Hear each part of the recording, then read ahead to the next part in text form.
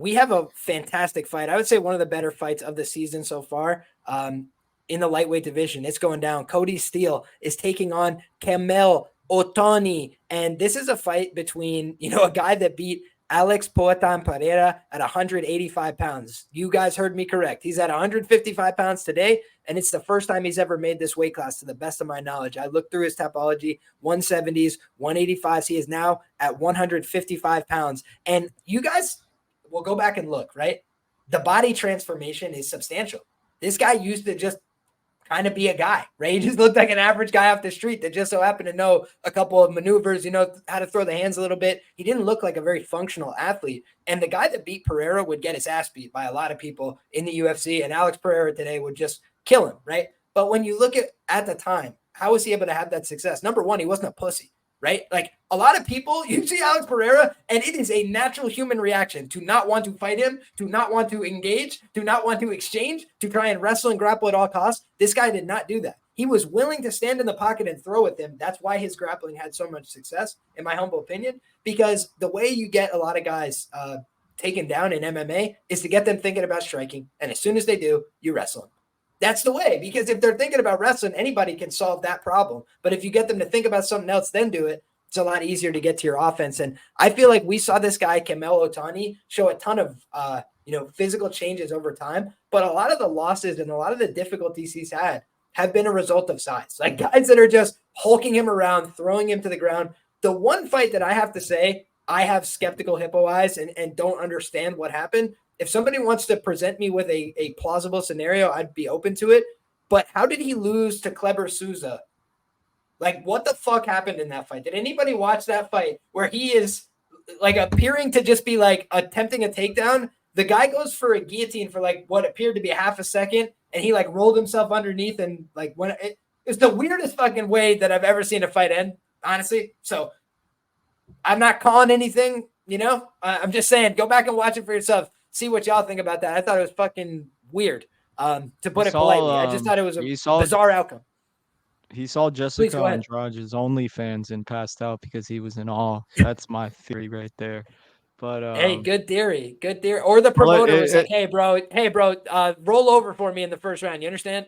Bro, because that was so fixed. I don't know what the fuck was that, bro. Dude, that was the sussiest outcome I've ever seen in MMA, bro. Like the guy is just in on a takedown and then just like rolls to his back. It was like if the Curtis Blade and Jailton Almeida fight had no hammer fists and the same outcome, right? It was like Jailton just like rolls over at the end after he gets hit 50 times. Like it was that, except just no punches, no strikes. The guy just was like in on a takedown and then just on his back. I was like, what? Weird. But in any case, the Williker-Lemos fight, I mean, Williker was just big, strong, wrestled like his life depended on it the entire fight, and put him in a lot of bad positions. So do I think that, Kody Steele could out-wrestle this guy? Yes. Plain and simple, because Kody Steele has gone out there and wrestled big guys. He's won matches at 170 pounds before plenty of times in jiu-jitsu. That's not a problem for him. For me, I think the danger factor for Kody in this fight is if he's engaging in the striking with this guy for too long, because Ottoni is number one, a guy who stood toe-to-toe with Pereira, did not give a Frenchman's fuck, and just kept throwing with him. And guys, Pereira was rocked multiple times. That is why he was able to put him away. He just kept staying in his face, and Pereira was like, how is this guy doing this? Like, why does he want to keep throwing with me? He like broke him mentally. So the submission is a mere formality, guys. It wasn't like it was like, jiu-jitsu levels. It was nothing like that. It was like, get to the ground. Like he just like kept horsing him around after punching him a lot on the feet. So you got to understand, this is a guy that has a nice submission on his last fight, right? But it was all set up with the work he was doing on the feet, the work he's doing with the pressure, with the hands. So I feel like Ottoni is one of these guys that he's a very dangerous striker. He's a guy that's had a lot of experience in a meaningful, setting, and he looks to have changed his life and his, physical makeup before this fight. I thought to myself, like, the biggest star on this card is going to be Kody Steele by a mile, right? No, the biggest A-side on this card. Let's go take a peek. Quemuel Ottoni is second to Yusri Belgarui. But look at that. We've got three guys with over 40,000 followers on Instagram. And guys, if you remember last week, Will Curry was the hot leader with 16,000. So that's why I always say you got to pay attention to these kind of things over time to see if there's actual, merit and star power to these guys. And like, for me, I wasn't sold on Will Curry and all the Igor Cavalcante. They've got 10,000 followers to rub between them. These aren't guys that are like really pushing units. So until they do that, the UFC is like, 50-50, right? Bo Nickel, these guys, the reason they come in and they're minus 2,000 is because they've got 80,000, 100,000 followers. People know who they are already. They're already household name. And so for me, I do think part of this line is the fact that Kody Steele in the U.S., a known guy, a known commodity, a guy who's very talented in the grappling, super legit on the ground, BJJ black belt. I think his striking has come a long way. He's gone out there and knocked out 3 guys in a row, and 2 of them are 19-fight pro MMA veterans, but they're Texas regional scene guys, and he's only had eight fights, amateur and professional. Meanwhile, Ottoni's been out there with these fucking killers since he was young in the game. He was fighting Pereira, a few fights deep in a pro career, and he seems to have gotten more serious, not less serious over time. So for me, I think this is an honest, competitive fight. I wanted to love Kody Steele coming into this one, but I think both these guys are fucking legit. I think both these guys have like a real UFC upside. Who is the UFC crying in their coffee if they have to sign Ottoni? No, they are not. Are they crying in their coffee if they sign Kody Steele? No, not at all. But here's the one thing I would say that tips me slightly to the Ottoni side. Ottoni kind of needs to go right now, right? Pereira's storyline is big right now. All these kind of things, it's kind of contingent, right? Kody Steele is going to be a big name in MMA, whether he wins this fight or not, I feel, because he's got the real underlying skills. He's got the work ethic. He's got the drive. He's got the championship level experience in Brazilian Jiu-Jitsu. He's a guy that can go out there and do everything right now. So for me, if he loses this fight, he gets set back. Hey, you know what?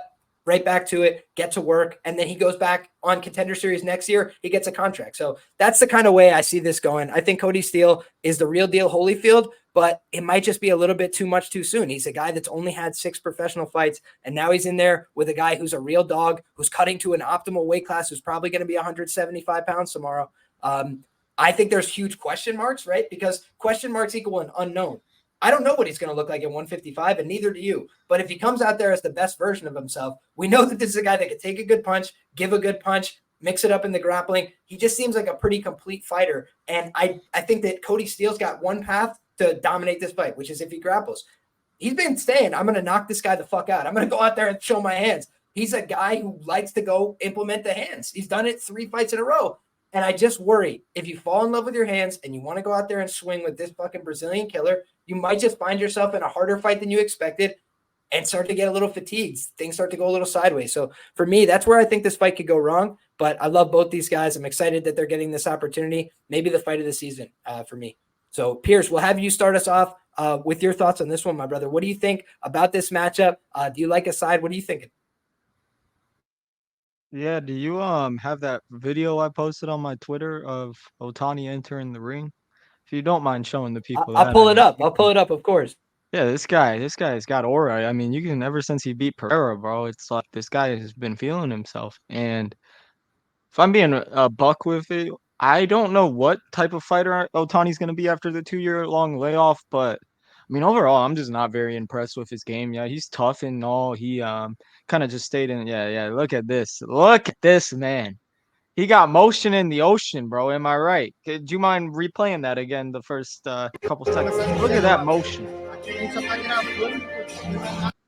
Oh yeah, that's how you get staff 101. That's probably what Marab was doing a couple weeks ago. But I honestly don't really know what to expect from Kody because I think Liam, you said it perfectly, man. This guy in my notes I wrote, this guy's fallen in love with his striking, and that's my concern here, man. I am not sure what Kody Steele's game plan is going to be. If he strikes with Ottoni, man, then Kody Steele's going to look like an awful bet because I mean, not necessarily. Cody Steele's got power in his hands, but he's very reckless to the point where it's like if Kody gets knocked out on the feet by Ottoni, I honestly wouldn't be surprised just because Cody's striking defense is like it's not the best, but I think Cody's grappling it's amazing, man. When he gets in on his takedowns, he sends guys for a ride, and I mean. I know we all saw that clip at ADCC where he was just I don't know what the terminology is here, but they were just rolling outside of the mats, and it was like it went viral. I remember that clip. That's how I became familiar with Kody Steele. But dude's a hell of a grappler. But I was a little bit sticks to you like glue, brother. He plays for keeps. He doesn't care about the boundary. Bro, he's a fucking savage, but I was a little bit sad to see the submission was only plus 350 considering you look at he only has one submission on his record, surprisingly, right? And I think Kody is gonna go for takedowns here. We've seen in Otani's previous fights, he can be taken down. The Lemos fight, the Souza fight, there's some grappling there, and then his other loss to Ocasio de Santos, I assume there was grappling there as well because Ocasio is kind of a boring grappler on the regional scene. And I mean, if Kody does that, that's probably the path to least resistance. But I just think there's too many questions on Ottani because he did look in phenomenal shape. And while I really like Kody in his upside he provides, I think he's a little raw right now. I think he'll be a great fighter maybe in 2 to 3 years when he can round out his MMA game because it seems like he can't really blend the striking and wrestling together well. I feel like his shots are very telegraphed in a sense where I don't know. I just think Kody still needs a little bit more time to develop as a fighter, whereas Ottani, I have no clue what the fuck to expect. People are saying I saw some comments that he's at Fighting Nerds. I don't see any pictures of him at Fighting Nerds. I see him with like Protes in them, but yeah, I mean if he's at a good gym right now, I'd be a little bit worried laying this type of price on Steel, considering that Otani's a big question mark, but did Liam? I know you do your research. Did you see Otani was in a pillow fighting championship against Marcus Perez like 2.5 years ago? I did not see that, but that is so Shame on funny you. to me. I seen I a don't know bunch who of won. Marcus Perez this week. I'm trying to think why. Who did Marcus Perez submit with like a ridiculous choke from the bottom? Now I have to find this out before we move on. Marcus Perez's record. If you guys don't know Marcus Maluco Perez, then you guys don't know MMA. Okay, go back and educate yourselves. Watch the pillow fighting as well.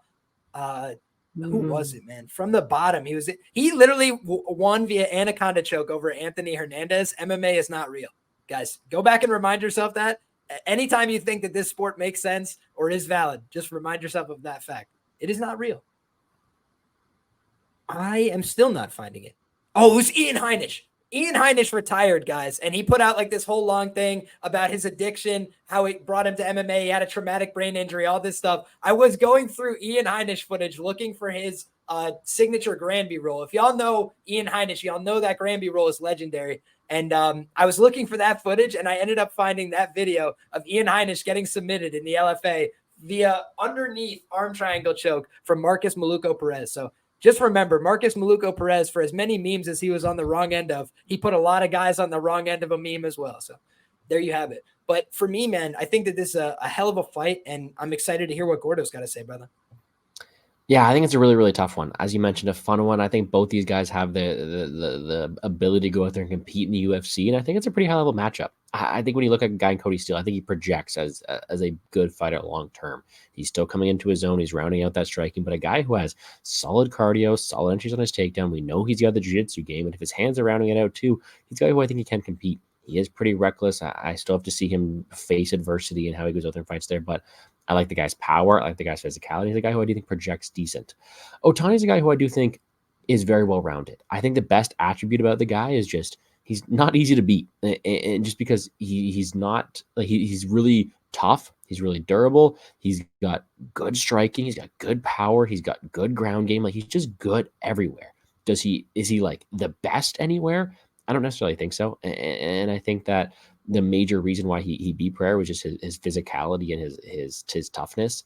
But a guy who I think that is definitely beatable, and although he's always going to be in there, always be pushing fighters to the limit, a guy who I do think can be beaten in diverse aspects. I think because of that, I am going to side with the Kody Steele side of things. I like to say beforehand, anybody taking a shot on Ottani, I do not blame you because an underdog price tag and a guy who is more proven, who is as well-rounded as he is, I understand it. But I'm sided with Steele here. I think Steele's a guy who just not only projects out better long-term, but a guy who just, I think, can have more paths to winning this one.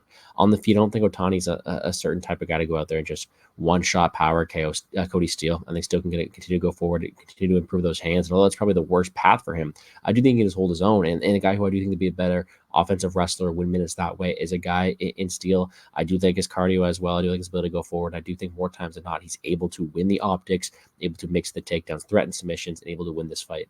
I do think he projects to have a decent ceiling here. And although it's maybe not his time now, a guy who I would like to bet on in the long run. Very close fight. I do not fault anybody either side, but I did side with the Kody Steele side. Hell yeah, brother. One thing I want to do is I want to just show off the face-off so everybody has an idea of what we're dealing with here. This guy's fucking huge. That's one thing that you just want to keep in the back of your mind here. I respect Kody Steele, and like I said, he's done great at welterweight grappling matches. But frankly, like, this is a size difference, right? Like, I see a pretty substantial size difference here. And I also talked about Kody Steele's body composition. Insanely good body composition. He's not tall, but he built out his frame. So he has a lot of muscle for this division.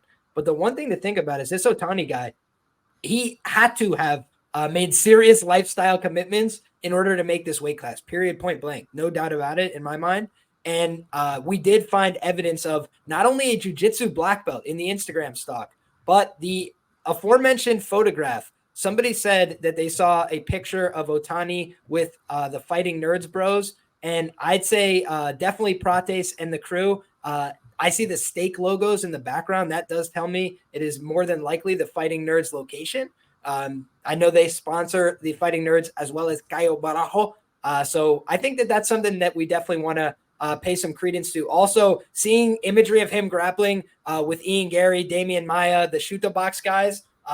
This guy's been training with good opponents. He's a black belt in Brazilian Jiu-Jitsu. He's not somebody you want to sleep on. I'll just leave it at that, right? He's got great wins, and he looks to be in great shape. New weight class is a huge unknown, and I think Kody Steele is the real deal Holyfield, but don't be surprised if he's back on Contender next year, with 8 fights, 10 fights under his belt, and he's ready to go. But I think this might be a setback for him. I think it's going to be a great fight.